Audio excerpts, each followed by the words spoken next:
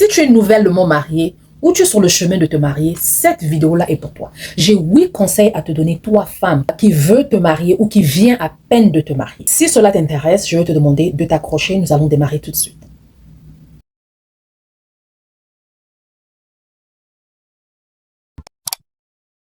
Bienvenue à toi, si c'est ta première fois, je te souhaite la bienvenue dans cette chaîne. Tu n'es pas passé par hasard.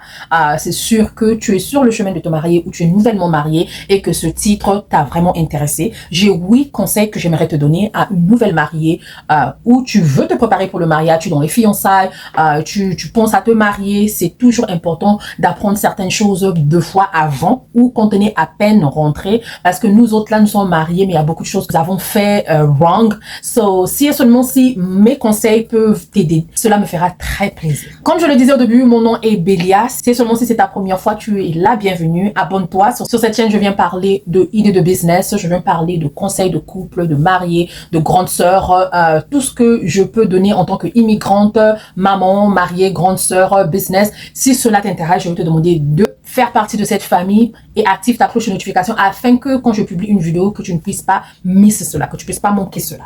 Les choses que j'aurais aimé savoir. Moi, je viens dans cette chaîne-ci, je viens souvent parler de moi, de mon expérience. Ce n'est pas quelque chose from ChatGPT ou quelque chose comme ça ou la vue des gens, mais je viens souvent parler de moi, mon expérience, ce que j'aurais aimé savoir, ce que j'ai vécu, ce que je vis et pour conseiller d'autres personnes, peut-être de ne pas tomber sur le même chemin ou qu'on puisse se partager des idées ou des conseils, pourquoi pas. Ok, so il y a des choses que j'aurais aimé savoir. Mon histoire à moi, d'abord, je vais d'abord commencer. Je suis une fille qui n'a pas grandi dans les mains de papa et maman. Oui, j'ai pas grandi dans les mains de papa et maman. Papa et maman m'ont fait teenager. Teenager, c'est dans l'adolescence. Voilà, donc papa était petit, maman aussi était petite. Et les deux n'ont pas vécu ensemble. C'est pas des enfants nés dans le mariage, dans une même maison, papa et maman ont été l'exemple de ma vie. Non. So, j'ai grandi avec les grands-parents parce que papa était un enfant qui a fait encore un enfant. Voilà. La majorité, beaucoup, les enfants de 1900, il y en a beaucoup. Il y a ceux qui sont nés dans les maisons des parents, mais beaucoup sont nés comme ça. Et ce genre de personnes comme moi, par exemple, je ne sais pas, tu me diras dans les commentaires si et seulement si toi aussi tu as grandi dans les mains de grands-parents ou pas. Tu pourras me dire dans les commentaires. Cela me fera plaisir parce que dans cette chaîne, on vient se familiariser, on vient se connaître, on ne vient pas critiquer. Si tu es là pour critiquer, montrer les doigts ou quoi que ce soit, ta place n'est pas là. J'essaie vraiment d'avoir une communauté green, green, vraiment green. Bref, moi j'ai grandi avec ma grand-mère du côté de mon père, donc j'ai pas connu qu'est-ce que c'est le mariage. J'ai pas eu un exemple dans ce domaine-là. Donc grand-mère, des tatas, je suis un peu allée de gauche à droite. So, j'ai pu prendre de gauche à droite ce que je voyais dans mes yeux. Mais une fois que je suis rentrée dans le mariage, ce n'était pas pareil. Surtout nous les filles, on a souvent vécu, surtout nous les filles, bon je ne vais pas peut-être généraliser, peut-être que toi qui me regardes, c'était pas pareil. Mais moi je veux te parler de moi. On a regardé les films de parfois des Cendrillon, on a regardé les Blanche-Neige. Et parfois, toi qui n'as pas vécu dans la maison de papa et maman, il y a parfois certaines choses que tu vis. Mais en grandissant, j'avais cette idée-là dans ma tête quand je regardais les dessins animés. Parce que moi, jusqu'aujourd'hui, je regarde les dessins animés. C'est des choses que j'adore regarder parce que c'est moins de stress, ça me fait égayer, ça m'arrange ma journée.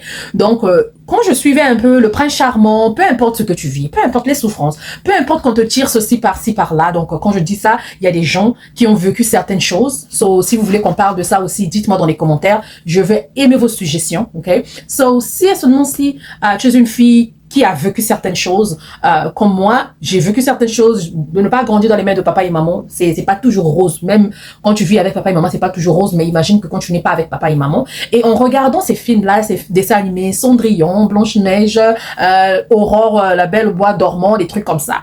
Peu importe les souffrances, peu importe les choses qui arrivaient, à la fin, il y avait un prince charmant qui venait les sortir de ces situations-là. J'espère, je sais pas si je veux faire rire les gens, mais il y avait un prince charmant qui venait à la fin pour enlever ces douleurs-là, ces souffrances-là, c'est tout. Donc moi je parle de moi, moi je parle de moi. Donc j'ai grandi avec ça dans la tête. Donc peu importe, il y aura mon prince charmant qui viendra. Et je veux rester, je veux vivre heureuse. Ça sera ma joie, ça sera happy ending, they live happy end, you know. So une fois que je me suis mariée, j'ai eu à faire des choses que aujourd'hui je m'étais dit c'était les illusions. Oui, on a grandi avec les illusions. Donc, parmi tant d'autres, je veux vous parler de ça aujourd'hui. Première chose que je vais vous donner, premier conseil, premier tip que je vais vous donner. Quand vous êtes nouvellement marié, je vais vous demander, juste un conseil, de ne pas vite faire les enfants. de ne pas vite faire les enfants. Prenez 1 année, 2 ans au moins de se connaître, de se savourer, surtout si tu es une fille qui n'a pas fait un peu de la vie, dans le sens où tu n'étais pas une personne qui sortait, party, nanana, fête, patati patata. Tu étais le genre de fille restée à la maison, l'école, et quand tu tombes sur un mariage, je veux pas te recommander de faire les enfants aussitôt.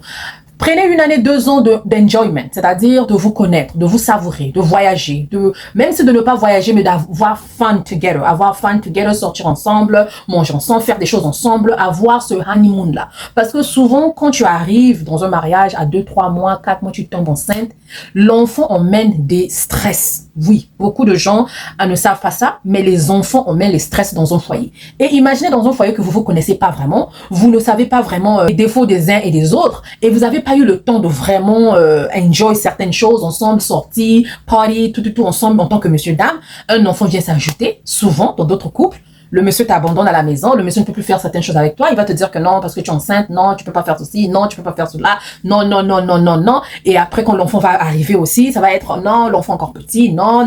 Et quand ça arrive à un enfant, jusqu'à ce que l'enfant puisse avoir 4 ans, la majorité, ça tombe encore enceinte, ça sera 1, 2, 3, et les stress que les enfants vont ajouter, et les comportements de certaines choses que tu vas voir, qui vont se dévoiler, parce que quand on rentre dans le mariage, on a un bandeau, on voit tout, on assume tout, mais après, quand ce bandeau-là, ou les écailles, là, tombe avec le stress des enfants, avec tous les défauts que tu vas voir, je vous dis, c'est comme si tu mets de l'eau dans l'huile. Ça devient quelque chose de ne pas bien. Donc, premier conseil que je vais vous donner, c'est de prendre au moins 1 année ou 2 ans à se connaître, à enjoy each other avant de faire les enfants. Deuxième conseil que je veux venir te dire, toi qui es nouvellement marié ou toi qui veux te marier, c'est que tu dois savoir, dans le mariage, le sexe n'est pas une option. Ce n'est pas que oh, je veux pas le faire, je veux le faire. Je veux pas le faire, je veux le faire. Non, c'est une obligation. C'est une obligation parce que ça fait partie, comme on peut dire, du contrat de mariage.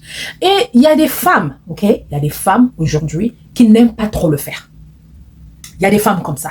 So, là aussi, il faut savoir, souvent il faut savoir, est-ce que la personne que tu veux vivre avec aime trop ça ou n'aime pas trop? Est-ce qu'il est compatible avec toi ou il n'est pas compatible? Parce que souvent c'est ça, tu vas tomber sur quelqu'un qui aime ça à gogo, matin, midi, soir, quoi. Et toi, tu es le genre de personne, même 1 semaine, tu le fais pas, tu es OK. 2, 3 jours, tu le fais pas, tu es OK. Oui, il y a des personnes comme ça. Il y a des personnes comme ça. Il y a des gens, même 1 mois dans une même maison, elle est OK. Mais il y a des gens qui ne peuvent pas faire même 1 journée sans le faire si et seulement s'ils sont dans une même maison. Donc, si tu tombes, si toi-même, tu te connais, que tu n'aimes pas le faire tous les jours et que tu tombes sur une personne qui aime le faire tous les jours, ce mariage deviendra comme torture. Ou c'est toi qui aimes le faire tous les jours, mais ton mari n'aime pas ça tous les jours, dans le sens où quand tu viens le déranger tous les jours, il va dire « Ah, mais toi c'est quoi ?» So, ça aussi, c'est quelque chose qu'on doit regarder souvent avant de se marier. Mais ce que je voulais te dire, le S dans un mariage n'est pas que genre option, je veux, je ne veux pas. Non, c'est comme une obligation. Troisième conseil que je vais te donner en tant que marié, nouvellement marié, tu dois prendre soin de toi. Une fois que tu rentres dans le mariage, tu dois prendre soin de toi. Beaucoup d'entre nous, quand on rentre dans le mariage, puis on abandonne, on se dit, ah, je suis déjà marié, ah, qu'est-ce que je vais encore faire? Ah, je prends pas. Non, si et seulement si tu as l'occasion de prendre soin de toi, prends soin de toi. Quand on parle de prendre soin de toi, ça peut être ton habillement, dans ta tête, que tu sois heureuse, que tu dois être heureuse. Tu ne dois pas tout abandonner parce que tu es maintenant marié. Non. Tu dois être heureuse, tu dois prendre soin de toi, tu dois chercher à toujours être coquette, être heureuse, ok? Donc, il faut pas t'oublier dans un mariage. Beaucoup d'entre nous, on est rentrés, on s'est oublié, le mari était la priorité, la maison était la priorité, les enfants, c'était la priorité. Toi, tu t'oublies, tu te mets dans les placards. Non. Tu dois prendre soin de toi et tu dois savoir que tu vis. Ce qui va se lier un peu avec quatrième conseil que je vous donnez. Quand tu te maries, tu ne dois pas arrêter de vivre. Beaucoup d'entre nous, moi aussi, j'ai fait cette erreur-là, j'ai fait cette bêtise-là. Une fois que je me suis mariée, je me suis oubliée mes projets, mon avenir, ce que j'ai étudié. J'ai une licence en comptabilité.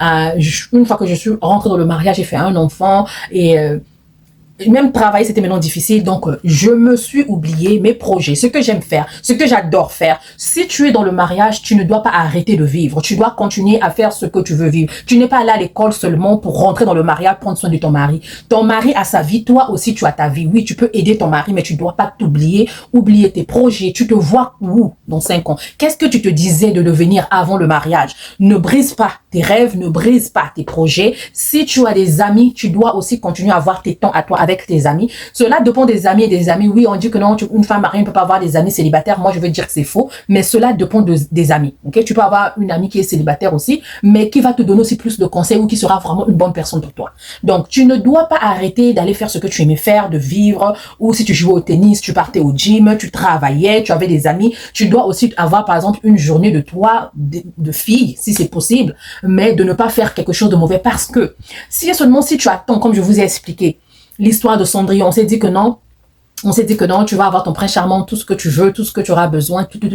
C'est lui qui va te donner ça. C'est ce que moi j'ai cru, ok? C'est ce que moi j'ai cru. Comme je viens vous dire dans cette chaîne, je viens vous parler de mon expérience. C'est ce que moi j'ai cru. J'ai reposé tout de moi sur mon mari. Et quand il n'était pas capable de le faire, c'était des problèmes, c'était des fights, c'était des compréhensions. Et quand il me rendait pas heureux, quand il me disait pas quelque chose que je voulais entendre, quand il me donnait pas ce que je voulais, ce que j'attendais de lui, j'étais malheureuse alors que je pouvais prendre ma voiture, sortir, aller faire des achats ou mall ou quelque chose comme ça. Moi, je suis le genre de personne d'abord que j'ai pas d'amis, j'ai pas grandi avec la vie des amis. Les amis, c'était juste à l'école, les classmates. Mais une fois que je me suis déplacée de mon pays aussi, même le voisin, je le connais pas. La voisine, je la connais pas. J'ai pas d'amis. Donc, mes amis, ce sont mes enfants, ma petite famille que je construis. Mais je pouvais faire mon business à l'époque, parler aux gens, faire ce que j'adore faire, aller au gym, faire ceci, faire des achats moi-même, quoi que ce soit, chercher à être indépendante, à vivre ma vie. Mais au début, moi, je me disais que c'était à l'homme de tout combler pour moi. Donc, si tu me regardes et que tu crois aussi que c'est ça, ou tu croyais aussi que c'était ça, s'il te plaît, dis-moi dans les commentaires. Si tu as vécu quelque chose pareil ou quelque chose comme ça, j'aimerais bien te lire. J'aimerais bien te lire parce que moi, je parle de moi. Moi, je croyais que c'était ça. J'ai tout donné sur mon mari et quand il ne faisait pas ça, oh my goodness, j'étais malheureuse. Je voulais divorcer. J'ai parlé, j'ai dit des choses, j'ai raconté des choses. Je me sentais que non, I'm done. Ce que je croyais, ce n'est pas ça, alors que je vivais sur des mythes. Je vivais sur les illusions, alors que c'était pas ça. Donc, si seulement si ces conseils-là peuvent vous réveiller dans certaines choses, cela me fera plaisir. Donc, vis ta vie, cherche de l'argent, sois indépendante, maman. Fais quelque chose pour toi, pour ta joie, pour ton happiness, pour ton développement personnel, mental et quoi que ce soit, physique et tout, prends soin de toi, prends soin de ta vie, ne repose pas tout sur ton mari. Cinquième, il est important d'avoir un couple exemplaire, c'est-à-dire un couple exemplaire, comme on dit les conseillers. Un couple exemplaire, ce n'est pas seulement une personne que vous allez regarder et que tu vas dire non, lui il fait ceci pour moi, lui, le monsieur là il fait ça pour sa femme, toi aussi tu dois faire ça pour moi. Non, un couple qui pourra vous orienter ou des gens qui sont dans le mariage, qui sont un peu âgés dans le mariage, qui pourra vous donner des conseils parce qu'il va arriver des moments, mais vous devez savoir à qui parler pour vous donner conseil. Moi, je recommande pas les gens de la famille. Les membres de la famille, souvent, c'est ça. On les parle après, à la fin, derrière, ils se moquent de nous, ils nous montrent au doigt, ils font quoi que ce soit. Après, c'est un manque de respect auprès de toi, de ton mari. Et surtout, si seulement si vous n'allez pas vous divorcer, vous n'allez pas vous séparer, vous allez rester ensemble et que tu parles de vos histoires à ces gens-là et après, ce sera des trucs comme ça. Donc, trouvez un couple exemplaire, mais moi, je dirais hors de la famille, qui pourra vous donner des conseils, que vous pouvez suivre un peu des pas. Certes que souvent, c'est pas ce que l'on croit, mais un peu des gens qui ont l'expérience, qui peuvent s'asseoir avec vous, qui peuvent vous parler dans les moments difficiles parce que cela va arriver. Sixième chose, si je me trompe pas, c'est d'apprendre à faire des choses ensemble. Oui, apprendre à faire des choses ensemble. Ça peut être manger ensemble, suivre un film ensemble. Faites-vous des jours où chaque soir, ou peut-être c'est pas possible, mais les vendredis c'est pour nous, les samedis c'est pour nous. Où on sort, où on va faire un truc ensemble. Prenez le temps de faire les choses ensemble parce que cela vous montre qui est qui. Cela vous tisse aussi encore de plus belle. Cela vous pousse et vous emmène un peu plus loin par rapport à votre relation, à votre amour. Donc, je vais vous demander de faire des choses ensemble. apprenez à faire des choses ensemble. Cherchez au moins des choses à faire ensemble. Ça peut être suivre les jeux ensemble, le journal ensemble, les informations ensemble, un movie ensemble, ou chaque samedi soir, c'est notre jour à nous. On regarde au moins un film avant d'aller dormir. Mettez-vous des choses ensemble pour que cela puisse aider votre amour et puisse vous aider à bien tisser, bien élever votre mariage. 7e conseil que je veux te donner aujourd'hui, je viens te dire, toi ma chérie, toi ma maman, tu dois être ce genre de personne qui continue à apprendre. Ne soyez pas limité, ne soyons pas limités. Continue à apprendre. Si c'est dans la lecture, si c'est dans quoi, dans ce que tu aimes, dans le business, dans tout ce que tu veux faire, continue à apprendre. Ne sois pas seulement cette personne-là, oh j'ai déjà une licence, je connais déjà faire ça, je m'arrête là. Que ça soit dans la cuisine, que ça soit dans la maison, que ça soit dans la décoration, comment emmène un nouveau plat, apprends quelque chose de nouveau. Cela aide dans ta propre vie, ton couple. Cela fait, c'est comme si tu es en train de arriérer la maison, ton mariage, tu es en train d'emmener tout le temps quelque chose de nouvelle dans votre famille, dans votre foyer. Donc, continue toujours à apprendre. Ne sois pas cette personne-là qui ne veut pas apprendre. Continue à apprendre. La vie ne s'arrête pas seulement à prendre soin de ton mari ou à être dans le mariage. Continue à apprendre. Continue à te faire développer parce que c'est très important pour ton propre bien. 7e conseil que je viens te donner aujourd'hui, sache-le que ton mariage est unique. Ton mariage est unique. Ton mariage ne sera jamais comme pour qui que ce soit. Donc, ne te dis pas que non, regarde les autres là-bas, hein, eux ils font ça, eux ils font ceci. Ne compare pas parce que ton mariage sera une expérience unique. Unique. Donc, si tu t'es marié une fois ou 2 fois, ce n'est pas parce que le premier mariage que tu avais eu ça, le deuxième mariage que tu vas avoir ça, ou si c'est ton premier mariage et c'est ton dernier mariage, ne crois pas parce que ta copine est mariée avec un monsieur qui lui fait ça, et que toi, tu viens aussi que ton mariage sera comme ça. Non. Ton mariage est unique et ne compare jamais ton mariage des autres. Ça, c'est très important et c'est capital. Ne compare pas ton mariage avec les autres. Parce que 2 fois, on arrive à faire ça. Ah, lui, il a acheté sa femme quelque chose comme ça, hein, une voiture, tout. Moi, qu'est-ce que j'ai fait? Pourquoi tu m'achètes pas une voiture? Pourquoi tu m'achètes pas ceci? Pourquoi tu m'achètes pas cela? Ah, lui, il fait ceci. Oui, à chacun de nous, sa vie est différente. Leur manière de vivre, comment ils s'organisent, comment ils achètent des trucs, le travail, tout et tout, ce n'est pas pareil. La manière que ton mari t'aime, c'est pas la manière que l'autre aime l'autre. Les langages d'amour ne sont pas pareils. Oh, lui, là-bas, il embrasse sa femme tout le temps quand il vient, ou lui, là-bas, il s'excuse quand il fait quelque chose de ne pas bien, mais toi tu t'excuses pas. Oui, il y a des gens, par exemple quand mon mari il a des difficultés, ou il avait des difficultés surtout, de dire vraiment maman désolé, ok, I'm sorry. Il pouvait pas dire ça. Je ne sais pas, peut-être que c'est là où il a grandi, hein, parce que nos comportements aussi s'affectent par rapport à là où nous avons vécu, nos familles et tout. Mais lui, il avait du mal à dire ça. Mais il avait une manière de s'excuser que moi je ne comprenais pas. So, je vais vous donner par exemple un exemple pour s'arrêter là. So, lui, quand il faisait quelque chose qui n'était pas bien, il ne pouvait pas venir me dire « Ah maman, je suis désolée, chérie, je suis désolée, bébé, je... » Non. Ce qu'il faisait, il sort, il me ramène quelque chose. Mais moi, j'attendais seulement qu'il puisse me dire « Maman, je suis désolée. » Donc, peu importe le cadeau qu'ils m'ont mené, et moi, je n'entendais pas ce que moi, je voulais entendre, cela emmenait toujours des problèmes. Pourquoi tu me dis pas pardon? Pourquoi tu me dis pas ceci? Tu m'as fait ceci, tu m'as fait cela, tu m'as fait ceci. Oui, il n'est pas ce genre qui dit pardon. C'est pas peut-être c'est lourd ou c'était comment, mais aujourd'hui, avec la grâce de Dieu, avec les années, il commence quand même à le dire, mais lui, c'est plus le cadeau. Donc, il va et il n'est pas rancunier. Moi, je suis un peu rancunière quand tu m'as pas encore dit pardon, tu t'es pas encore excusé. Et moi, ça est encore là. Lui, par contre, quand il y a quelque chose comme ça sort de la tête, pour lui, c'est fini. Il peut sortir, il t'achète une robe, il t'achète quelque chose, il te donne, il t'achète un café, il t'achète un croissant, il vient te donner. Ça, c'est sa manière à lui de s'excuser. Mais moi, j'attendais toujours le pardon. J'attendais toujours cette phrase-là. Et tant que cette phrase-là ne venait pas, ça nous créait des histoires. Ça continuait à nous donner des tensions. Mais avec le temps, quand je suis venue savoir, et j'ai compris que c'était sa manière de dire pardon. C'était la manière pour lui de dire je suis désolé. Parfois, il sort, on se chamaille ou quoi, il sort, ou il va acheter des fleurs ou quelque chose comme ça. Il vient, il me donne, tout.